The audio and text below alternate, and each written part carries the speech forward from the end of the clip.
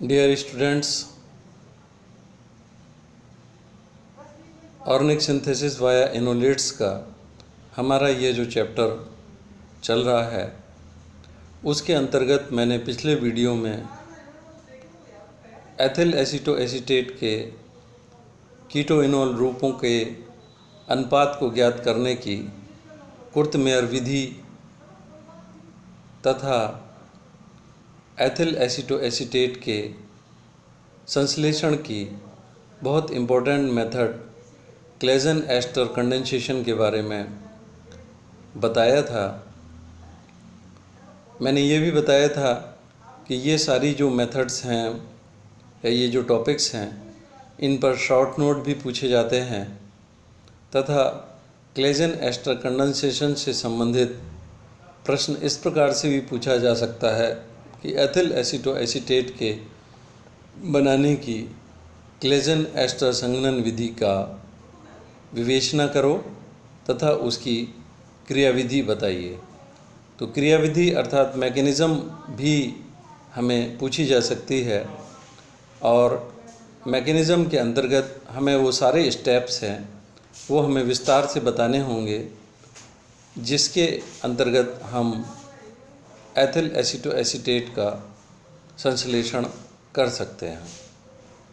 अब आगे जो हमें टॉपिक यहाँ पर स्टडी करना है वो chemical behaviour of ethyl acetoacetate है।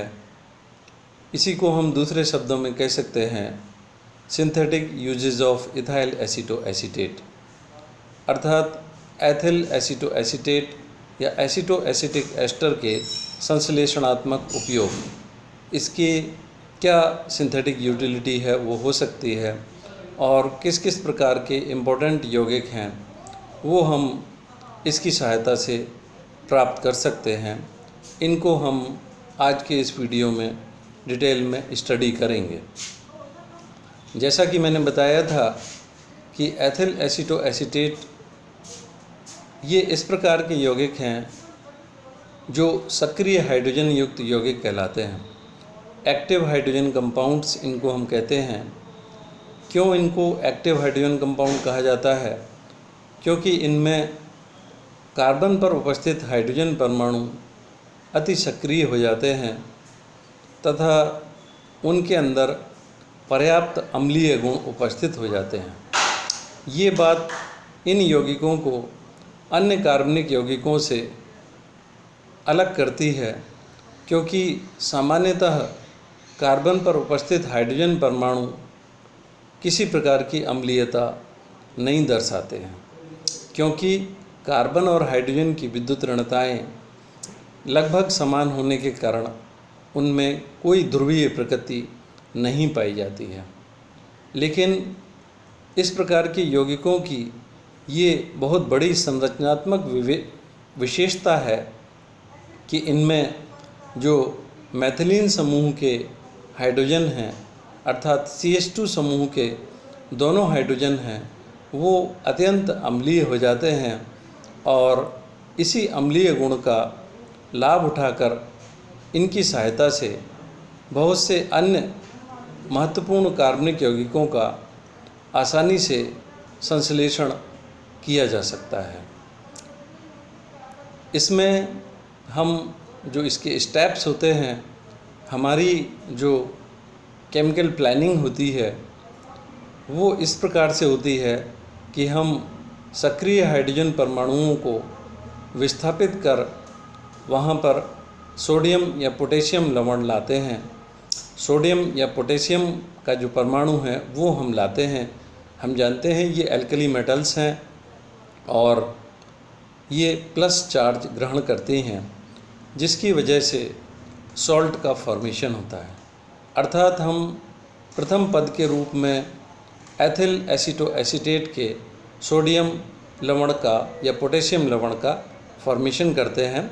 अभी हमने ये जो सिंथेसिस ज़्यादातर दिखाई हैं उसमें सोडियम सॉल्ट का फॉर्मेशन दिखाया है।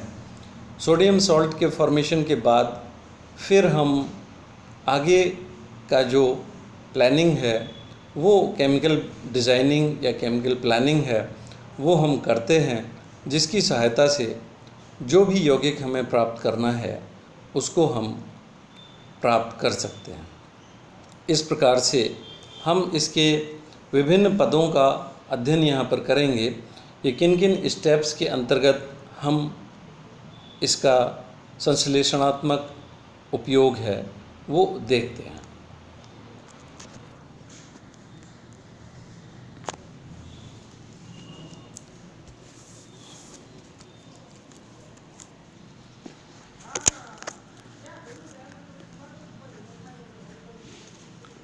अब इसका जो पहला स्टेप है वो सामान्यतः एथिल एसीटो एसीटेट या एसीटो एसिटिक एस्टर, दोनों चीज़ें समान हैं। एसीटो एसिटिक एस्टर के एल्किलीकरण के अंतिम उत्पाद कीटोन व कार्बोक्सिलिक अम्ल होते हैं। मैंने बताया है कि हम इससे कीटोन, डिफरेंट टाइप के कीटोन्स हैं वो बना सकते हैं, डिफरेंट टाइप के कार्बोक्सिलिक अम्ल बना सकते हैं। यह क्रियाविधि निम्न 3 पदों में संपन्न होती है। तो इसमें पहला पद है, सबसे ज़्यादा इम्पोर्टेंट है, वो सोडियम लवण का या इनोलेट एनाइन का निर्माण है। तो सोडियम लवण इसमें जो है फॉर्मेशन होगा। इसमें हम एसीटो एसिटिक एस्टर को सोडियम एथॉक्साइड के साथ में अपक्रिया कराते हैं।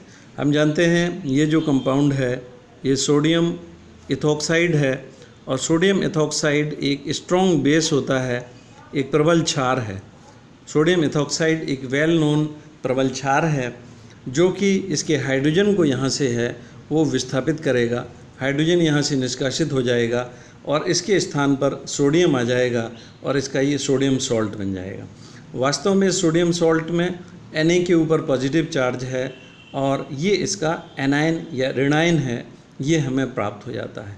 एथिल एसीटो एसीटेट का ऋणायन हमें प्राप्त हो जाता है, एथिल अल्कोहल बाई प्रोडक्ट के रूप में बन जाता है।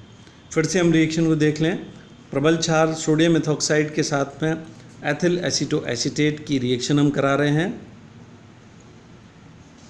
जिसमें जो सक्रिय हाइड्रोजन है वो यहाँ से विस्थापित हो जाएगा और सोडियम लवण का इसमें फॉर्मेशन हो जाएगा। दूसरा है इनोलेट एनाइन का एल्किल हैलाइड के साथ एल्किलीकरण। अब यहाँ से हमारी केमिकल डिज़ाइनिंग है वो शुरू हो जाती है कि अब हम इस सोडियम सॉल्ट की रिएक्शन है वो एल्किल हैलाइड के साथ में हम कराएंगे।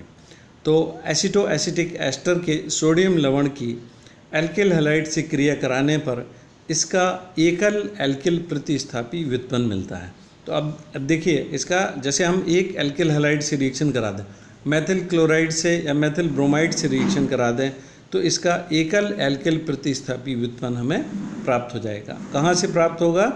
यहाँ से हाइड्रोजन हटेगा और हाइड्रोजन के स्थान पर एल्किल समूह है वो प्रवेश कर जाएगा। आर में हम कुछ भी ले सकते हैं। अगर हमने CH3Br लिया, मेथिल ब्रोमाइड लिया, तो आर के स्थान पर यहाँ पर मेथिल प्रतिस्थापी उत्पन्न हो जाएगा। अगर हमने एथिल ब्रोमाइड लिया तो आर के स्थान पर एथिल समूह आ जाएगा। और इस प्रकार से ये जो सोडियम लवण हैं इनके एल्किल हैलाइड से रिएक्शन कराने पर हमारे लिए ये जो है प्राप्त हो जाते हैं, और जो सोडियम है वो हैलोजन के साथ में मिलकर के सोडियम हैलाइड के रूप में पृथक हो जाता है। तो हमने जिस भी एल्किल व्युत्पन्न को हमें प्राप्त करना है वो एल्किल, फिर से हम देख लें, सोडियम सॉल्ट जो इसका हमने बनाया है फर्स्ट स्टेप में, उसकी रिएक्शन डिज़ायर्ड एल्किल हैलाइड से कर देने पर एल्किल व्युत्पन्न हमें प्राप्त हो जाता है, सोडियम हैलाइड यहाँ से पृथक हो जाएगा। तो ये एकल प्रतिस्थापी एसीटो एसिटिक एस्टर हमें प्राप्त हो जाएगा। अब हमारे लिए यदि इस दूसरे हाइड्रोजन को भी, जो दूसरा अम्लीय हाइड्रोजन है, इसे भी अगर यहाँ से प्रतिस्थापित करना है तो अगेन हम सोडियम एथॉक्साइड के साथ इसकी रिएक्शन कर देंगे।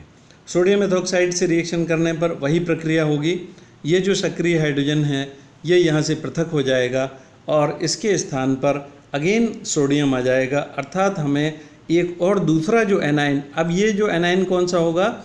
ये एल्किल प्रतिस्थापी एथिल एसीटो एसीटेट का हमारे लिए एनाइन प्राप्त हो जाएगा, जो एनाइन जो सोडियम के साथ में सोडियम सॉल्ट के रूप में हमें प्राप्त होगा और एथिल अल्कोहल बाई प्रोडक्ट के रूप में हमें प्राप्त हो जाएगा। एथिल अल्कोहल है वो बाई प्रोडक्ट के रूप में हमें प्राप्त हो जाएगा और इस प्रकार से जो है हमारे लिए इसका अगेन सोडियम डेरिवेटिव है वो प्राप्त हो जाएगा। अब हमारे लिए अगर एक और कोई, अब ये देखिए हम RX भी कर सकते हैं या R' भी कर सकते हैं। अगर हमारे लिए भिन्न प्रकार का एल्किल समूह अगर प्रवेश कराना है तो R' के साथ रिएक्शन करा दे दूसरे स्टेप में, तो यहाँ पर अब R' आ जाएगा। पहले एक R आया था और फिर R', यहाँ पर अभी तो ये R ही रहेगा, और फिर इसके बाद में एक R हो जाएगा और दूसरा R' हो जाएगा, क्योंकि हमने ये भिन्न एल्किल हैलाइड के साथ में इसकी रिएक्शन करा दी। जैसे सपोज करिए पहले हमारे लिए R के स्थान पर मैथिल ब्रोमाइड अगर हमने लिया था, तो पहला R है वो मैथिल समूह के रूप में प्रतिस्थापित होगा, और दूसरे में अगर हमें यहाँ पर एथिल ब्रोमाइड अगर हम ले लेते हैं तो R' है यहाँ पर है ये एथिल समूह के रूप में प्राप्त हो जाएगा। मैं समझता हूँ ये चीज़ क्लियर हो गई होगी। यहाँ पर हम देख लें, यहाँ R हमें जो प्राप्त होगा वो CH3 के रूप में प्राप्त होगा, R = CH3, और ये जो हमें कंपाउंड प्राप्त हो रहा है यहाँ पर R बराबर CH3 रहेगा और R' बराबर है वो C2H5 या एथिल समूह हो जाएगा। तो इस प्रकार से हम समान प्रकार के एल्किल समूह भी द्विप्रतिस्थापी के रूप में प्राप्त कर सकते हैं, और अलग अलग प्रकार के भी एल्किल प्रतिस्थापी यहाँ पर इंट्रोड्यूस कर सकते हैं। तो ये इसकी यहाँ पर हम देख रहे हैं कि जो सिंथेटिक यूटिलिटी है, यही फिर एसिटो एसिटिक एस्टर को या इथाइल एसिटो एसीटेट को इसकी जो है संश्लेषणात्मक उपयोगिता की ओर हमें ले जाती है। अब नेक्स्ट स्टेप में हमें क्या करना है, अब हमारे लिए मैंने बताया था कि ये जो हम टेक्निक अभी देख रहे हैं, इनके द्वारा हम या तो हायर एसिड्स हैं, लोअर एसिड्स भी बना सकते हैं, हायर एसिड्स भी बना सकते हैं। तो या तो हम कार्बोक्सिलिक अम्लों का संश्लेषण इसमें करेंगे या फिर कीटोनों का संश्लेषण करेंगे। तो अगर हमें एसिड बनाना है, एसिड प्राप्त करना है, तो हम अम्लीय जल अपघटन करेंगे। अम्लीय जल अपघटन और कीटोनिक जल अपघटन, दो तरह के जल अपघटन किए जाते हैं। ये जो जल अपघटन है, यहाँ पर अगेन समझने वाली बात है कि जो प्रोडक्ट हमें मुख्य उत्पाद के रूप में प्राप्त हो रहा है, उसके नेचर के हिसाब से जो जल अपघटन है उनका नामकरण किया जाता है।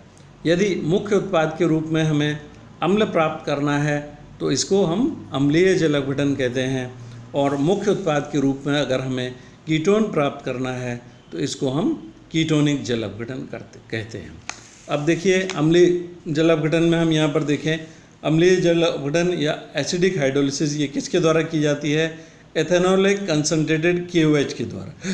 एथेनोलिक कंसनट्रेटेड KOH के द्वारा जल अपघटन करने पर एल्कोनिक अम्ल प्राप्त होते हैं, और इस जल अपघटन में, यहाँ जल अपघटन में 2 अणु जल के काम में आते हैं।